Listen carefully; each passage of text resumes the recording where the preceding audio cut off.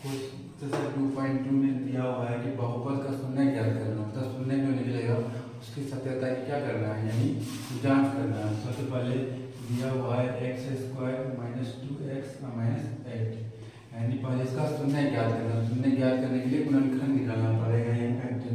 इसका गुणनखंड हो जाएगा x²।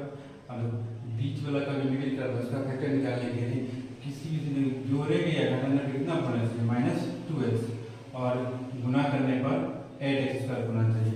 तो इसका और इसका क्या करेंगे फैक्टर, यानी 8 का निकालेंगे 2 4 2 से 2, 4 और 2 यानी कि निकल जाएगा -4x और +2x माइनस 8, क्योंकि यानी -4x और +2x जो होगा कितना होगा -2x।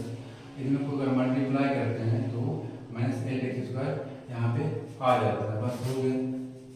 अब इन दोनों में x² -4x में से x कॉमन निकाल लेंगे, इसमें से +2 x -4।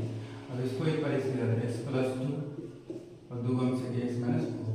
अब इसका शून्य ज्ञात करेंगे, x +2 तो 0, तो x का जो मान होगा कितना -2, x -4 बराबर 0, x का मान कितना है 4। अब शून्य की सत्यता की क्या करना है, जांच करना है, यानी कि अल्फा प्लस बीटा का जो मान होता है -b/a आना चाहिए, और अल्फा इंटू बीटा का जो मान होता है c/a आना चाहिए। अभी इस समीकरण में यानी x यानी a का जो मान होगा 2x माइनस a, यानी a का जो मान होगा 1, b का जो मान है कितना -2 और c का मान है -8। और शून्य क्या निकला है, x बराबर -2 और x बराबर 4, यानी अल्फा का जो मान होगा -2 और बीटा का मान है 4। पहला सूत्र को क्या करेंगे, यानी प्रूव करेंगे, अल्फा प्लस बीटा बराबर -b/a आना चाहिए। अल्फा का मान -2 और बीटा का मान 4।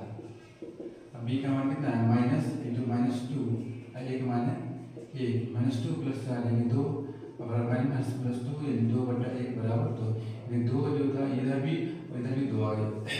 अगला है alpha into beta, alpha into beta बराबर c/a।